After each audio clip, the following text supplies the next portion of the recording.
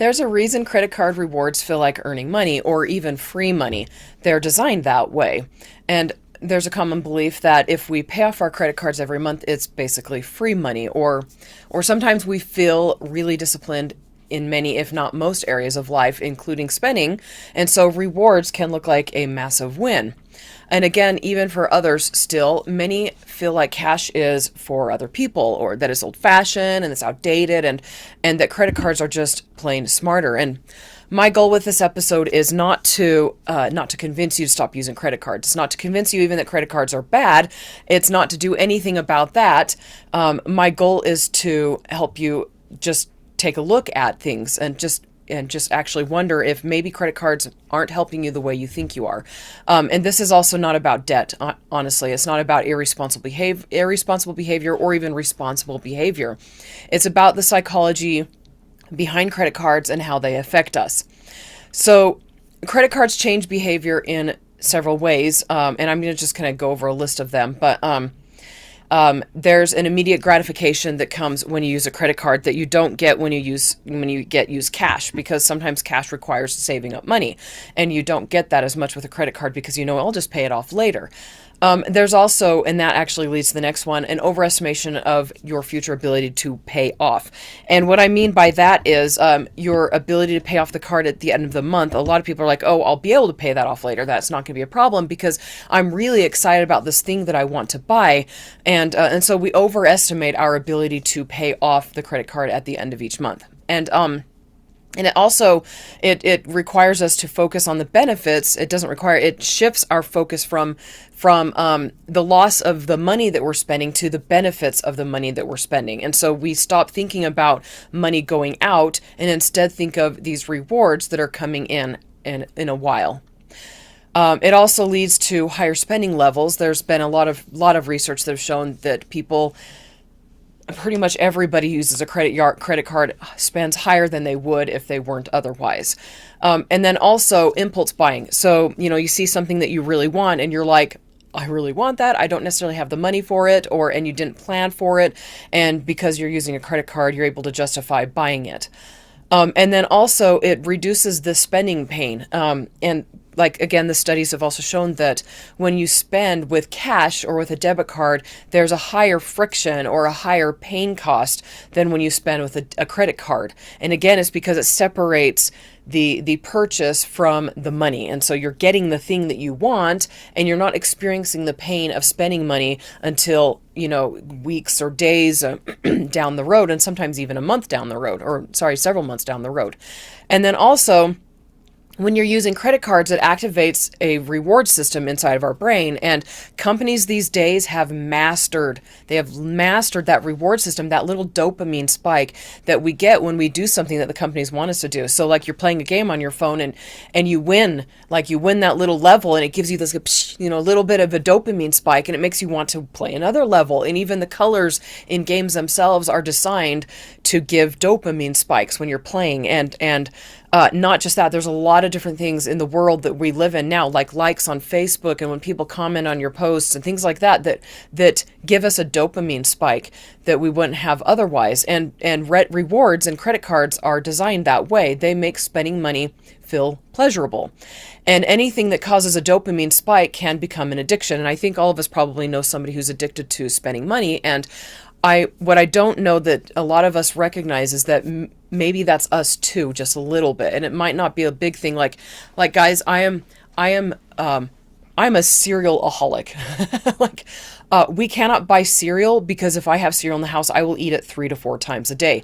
And it's something that I've recognized in myself that is a problem. I get such the pleasure center in my brain. It just makes me so happy to eat cereal. And so I've noticed, I can't actually own cereal. I can't bring cereal into the house. And people who are close to me know this. Sometimes they encourage my slight little addiction, and other times they're like, no, Andrea, no cereal for you today. And I love them when they buy me cereal, and I love them when they don't. Because you guys are probably going to think I'm super pathetic. And this one, I know that this episode's going to be a tough one. I know this topic is a tough one. pretty much every single person I know uses credit cards. And so this is not like I'm pointing at you or you or you or you or anybody else. This is pretty much everybody who listens to this episode is going to be somebody who uses credit cards, and that's totally okay. And again, my goal is not to get you to stop. My goal is to get you to step back and just kind of like pause, think things over, and challenge the belief system that you have and that you may have had for a while now. And so paying with cash and even debit cards, it's like there's an immediate psychological friction. And I talked about that a little bit already. There's this pain that happens when your money, your hard-earned money, gets separated from you. And that pain is especially evident with cash, but it is also evident with debit cards. And I know you're probably thinking, you're like, I don't want to feel pain, Andrea. I don't want to feel pain. And I know, I really understand that. Neither do I. But in this case, pain is actually good. And why is it good? Like think about the pain that comes from touching a hot stove, or the pain that comes from, banging your finger, or any other pain that warns you that what you're doing maybe is not a good idea. And I'm not saying spending money is a bad idea. I am a spender. Like, I enjoy spending money, and my husband's the saver in our relationship, right? I'm the nerd. I like to have budgets and spreadsheets, and he hates looking at budgets and spreadsheets. And I'm the one who loves to spend money. I'm like, yeah, let's go spend some money, right? And he's the one who, does not get any pleasure at all from spending money. He gets pleasure from saving money.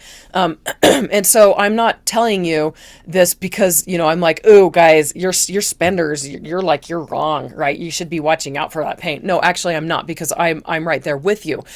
Spending money has a pain associated with it sometimes. And part of, there's two mindsets with this that I want to discuss very briefly. There's a point where we're spending too much money or not enough money. And if you're not spending enough money and you've got the money and you're not allowing yourself to enjoy life, that is a problem. And it's also a problem to believe that money is really, really hard to come by, and so therefore you can't spend any money. You can't be generous with other people, and that can lead to problems. And I think I will do a future episode on that topic especially. But in general, it is usually in today's day and age, especially when it comes to our budgets and how tight money is, it is good to feel that pain when money leaves our bank accounts. Bank accounts, and credit cards delay that friction. They separate the pain from the purchase, because when you use cash, the cash is gone immediately. But when you use a credit card, you don't have to pay the credit card off until the end of the month. And by the end of the month, it's just a lump sum. And so you're not actually seeing that pain that's associated with each specific purchase. Instead, you get a big pain at the end of the month. And you're like, and so it's not like your reward system is kind of a little bit broken, and the psychological system is broken, because that one purchase that you made that maybe you shouldn't have made, it's not associated with pain anymore. Instead, you get that pain, that overall dread, and that feeling in the pit in your stomach that you're like, oh my gosh, I have to pay off this much money again. And I know that some of you, this won't apply to you. Some of you probably don't use your credit cards all that much, but there are a lot of people in the world who use a lot of credit cards, and they rely on it throughout the month, and they pay it off at the end of the month. And there is that separation, and that separation is a problem. Research has shown that when you use a credit card, you spend 12 to 18% more on average. And there's going to be people spend a little bit less extra, and there's going to be people who spend a lot more extra. And sometimes people have spent up to over 100% more. They've actually done studies where there's tickets that are available for a concert, and it's a concert that is a highly desirable one that people really want to go to. And if somebody uses cash, they stop being willing to spend a certain amount at a certain point. But if they're using a credit card, they're willing to spend sometimes double, triple. I can't remember, but at least triple, I think, if I remember the study right, triple what that ticket is actually worth, because they're using a credit card. And when they're using cash, they're not as willing to spend as much. And so on average, 12 to 18% more than you would if you were using cash or a debit card, and sometimes way more than that. So let's break that down. So if you are spending about $2,000 a month on your credit card, and you are overspending, again, if you're on the lower end of that, so 12% overspent each month, then that's about $240, which might not be a lot to you each month, but I mean, that adds up. That becomes $2,880 if you are overspending by 12%. Now, if you're overspending by 18%, again, the average is between 12 and 18, and so it's not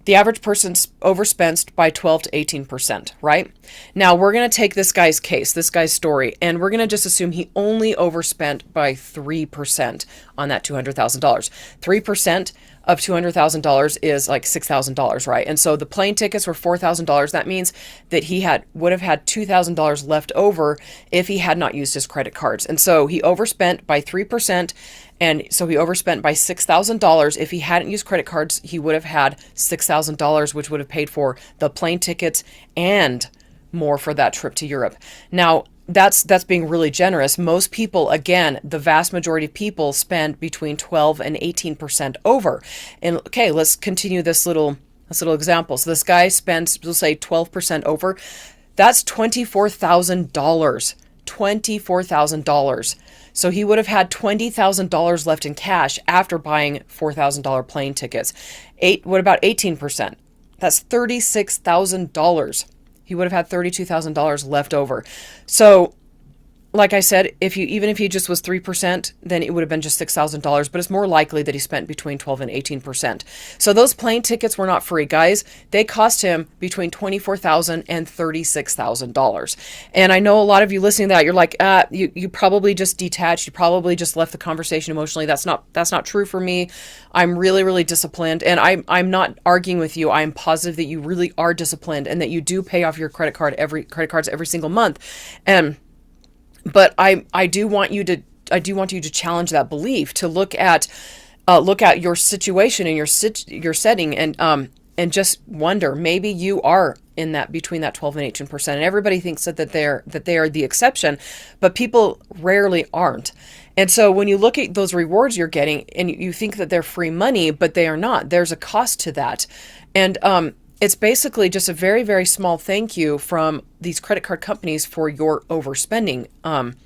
Or you can look at it another way. It's like you are putting money in a bank account that you don't control and you are earning zero interest. And I know, like a lot of people, myself included, we want to be earning interest. And so thinking about putting this money in a bank account you don't control and earning zero interest, like what if you took that money, that rewards money, and instead of spending the money on the credit cards, you took the money that you would have spent, the overspenditure, the 12 to 18%, and put that in a bank account, you would make so much money. And I probably should have done the calculations for that, but I did not. Again, my goal is not to get you to stop using your credit cards. It really isn't. My goal here is to get you to challenge the belief, challenge that mindset, challenge the thing that you hear all these companies saying, and wonder, why are they trying to get you to use their credit cards? Why are they giving you rewards? Challenge the belief that you're earning money. Challenge the belief that because you're paying it off every month, it might not be because you're disciplined. I mean, you are disciplined, but maybe discipline is not falling for that rewards, like the overspending and the getting the rewards and all of that. And challenge the belief that it's not extra income. It's not free money. So rewards, they're not income. They're not free money. They're not savings either. It's not that you're saving money. They're tiny refunds on money that you would not have spent if you had paid cash. And, if you're here for the first time, this show is all about helping you challenge beliefs and mindsets, helping you change your beliefs and your mindsets so that you can align your behavior with a better mindset, with a better goal, and get greater success in all areas of life, like marriage and finances, business, relationships, everything in life. I want to help people look at their mindsets, challenge the beliefs that they have, those systems that they've believed in, or that the place that they are, and get it to change their behavior so that they can get better results. Like, I really, really want to help people with that. And so what practical mindset shifts can you take? Again, not going to try to get you to stop using your credit cards. I do not want you to have to do that unless you truly want to. But ask yourself, if you were paying with cash, would you buy this item? So you're at the store, you're like, oh, that looks really yummy, I want to eat that.